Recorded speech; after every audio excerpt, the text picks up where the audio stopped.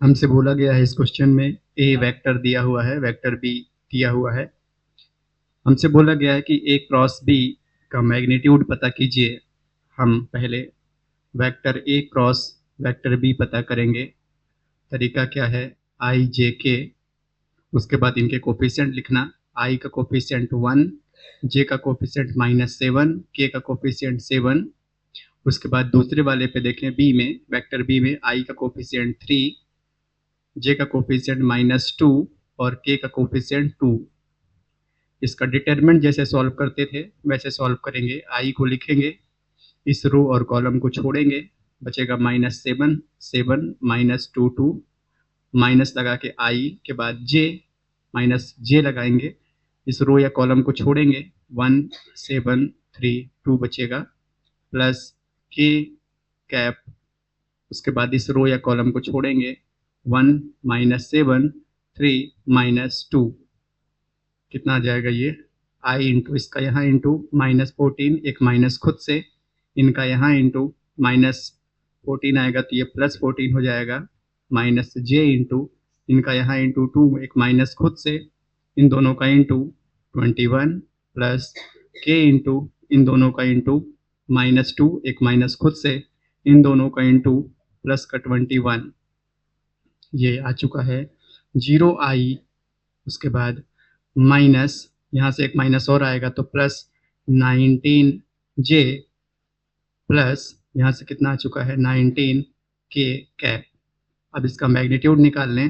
Vector A cross vector B का magnitude equal to root of coefficient का square, मतलब 0 square plus 19 का square plus 19 का square. अगर आप ध्यान से यहाँ पर ध्यान दे रहे होंगे तो आप देखेंगे 19 का स्क्वायर अगर हम कॉमन ले लें तो केवल हमें क्या दिखाई देगा, 1 प्लस 1।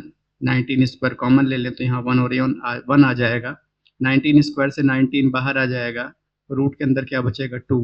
इसका मतलब ए क्रॉस बी का मैग्नीट्यूड कितना है, 19√2। नोट किया जाए इसे। कैसे सॉल्व करेंगे, सबसे पहले ए प्लस बी पता कर लेते हैं। Vector A plus vector B, vector A की value 3i plus 2j plus 2k को प्लस करेंगे वेक्टर बी, मतलब i plus 2j minus 2k से, कितना आ जाएगा 3i plus 2j plus 2k, bracket open, plus i plus 2j minus 2k।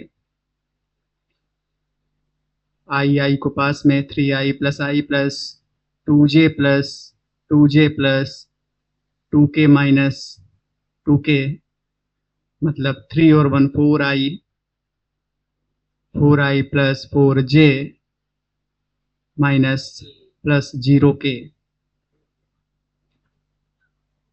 ये हो गया है a plus B. A plus B को हम मान लेते हैं थोड़ी देर के लिए कि अगर हम यहाँ पर कहीं भी इसको ऊपर ही अगर हम मानना चाहें तो इसके और ऊपर ए प्लस बी को एक नया वेक्टर मान लेते हैं। क्या मान लेते हैं, let vector A plus vector B equal to एक नया वेक्टर, वेक्टर सी। इससे क्या होगा, ये वेक्टर सी की वैल्यू हो जाएगी। उसके बाद ए माइनस बी कर लेते हैं और ये भी मान लेते हैं कि vector A minus vector B को हम कहेंगे वेक्टर बी। तो ए माइनस बी करते हैं, vector A minus vector B, मतलब वेक्टर ए की value 3i plus 2j plus 2k minus B vector i plus 2j minus 2k, bracket open, 3i plus 2j plus 2k minus i minus 2j plus 2k, मतलब 3i minus आई को पास में, plus 2j minus 2j plus 2k plus 2k, मतलब 2i plus 0j plus 4k। तो ये vector D प्राप्त हुआ हमें। इसके बाद जरा देखें, वेक्टर सी मिल चुका है, वेक्टर डी मिल चुका है, सी और डी का क्रॉस करेंगे यहाँ पर, मतलब vector C cross vector D पता करेंगे और साथ में हम मान लेंगे क्या, vector C cross vector D को एक नया वेक्टर ई, क्या मान लेंगे, एक नया वेक्टर ई। अभी हम पहले इसका क्रॉस कर देते हैं, जो भी एक वेक्टर मिलेगा उसको ई मान लेंगे। तो कितना आता है ये हमें पता है, आई जे के, उसके बाद वेक्टर सी के कोफिशिएंट लिखेंगे 4 4 0 और वेक्टर डी के कोफिशिएंट 2 0 4। इसके बाद इसका सॉल्व करेंगे, इसको जैसे डिटर्मिनेंट किया करते हैं, आई को लिखेंगे इन दोनों का इंटू 16 माइनस 0 माइनस जे लिख करके इन दोनों का इंटू 16 माइनस इसका यहाँ इंटू 0 प्लस के लिख करके इसका यहाँ इंटू 0 माइनस इसका यहाँ इंटू 8। क्या मिला, 16 आई माइनस 16 जे माइनस 8 के, और इसे तो हम माने थे क्या, वेक्टर ई। अब हम निकालेंगे यूनिट वेक्टर, किसका, ई का।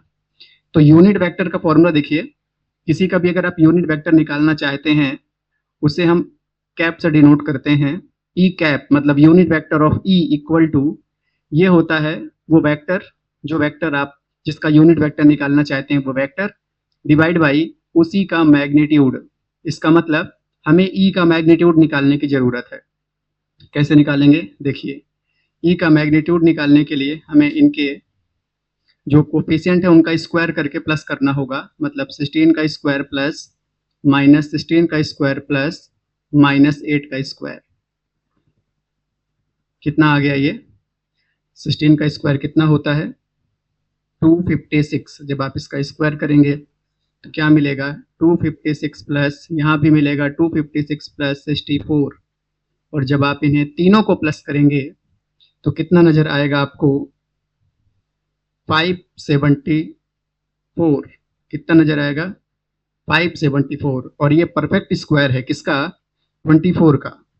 ये किसका परफेक्ट स्क्वायर है, 24 का। 24 में मल्टीप्लाई करेंगे 574 आएगा, तो मतलब प्लस माइनस 24 यहाँ से बाहर आ जाएगा। ये प्लस माइनस इसके पहले हुआ करता है, इसलिए प्लस माइनस बाहर कर दिए। इससे क्या होगा भाई, इससे ये होगा कि, ध्यान दीजिए इससे क्या होगा, इससे ये होगा कि जब ये वैल्यू उठा करके हम यहाँ रखेंगे यूनिट वेक्टर ऑफ ई पे, ई कितना है 16i minus 16j minus 8k divide by इसका मैग्नीट्यूड कितना है, मैग्नीट्यूड प्लस माइनस 24।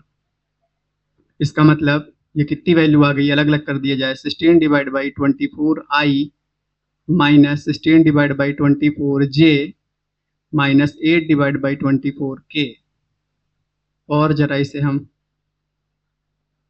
डिवाइड करें तो ये क्या मिलेगा हमें, ये मिलेगा 2 डिवाइड बाई 3, 8 के टेबल से कट करें तो, माइनस ये भी कितना है 2 डिवाइड बाई 3i, 8 के टेबल से कट करें तो, और ये कितना है 8 के टेबल से 1 डिवाइड बाई 3k। तो ये हो जाएगा, ये एक्चुअल में ये क्या है, ये अगर आप ध्यान दीजिए ई कहाँ तक पहुंचे हम, अगर आप ध्यान दीजिए, देखिएगा ध्यान से कि है क्या ये, ई क्या है, वापस से चलते हैं प्रश्न में। ई क्या था, सी वेक्टर डी वेक्टर का क्रॉस। ई क्या था, वेक्टर सी और वेक्टर डी का क्रॉस। देखते रहिएगा, वेक्टर सी और वेक्टर डी का क्रॉस था। वेक्टर सी क्या था, अगर आपको याद हो तो वेक्टर सी था a प्लस बी की वैल्यू, ये क्या था, vector a plus vector b की वैल्यू। डी क्या था, vector a minus vector b की वैल्यू, ये क्या था, vector a minus vector b की वैल्यू। और ई के ऊपर कैप लगाए हैं, इसका मतलब इसके ऊपर क्या लगा देंगे, कैप। एक्चुअल में ये हम पता कर रहे थे, लेकिन ये बहुत बड़ा लगता है देखने में, इसलिए हम इसको एक नया नाम देते आगे बढ़े थे। आपको इसमें दिक्कत अगर आ रही है, आप कुछ ना करें, वही छोटा सा नाम दे दें, बस खत्म, नोट किया जाए।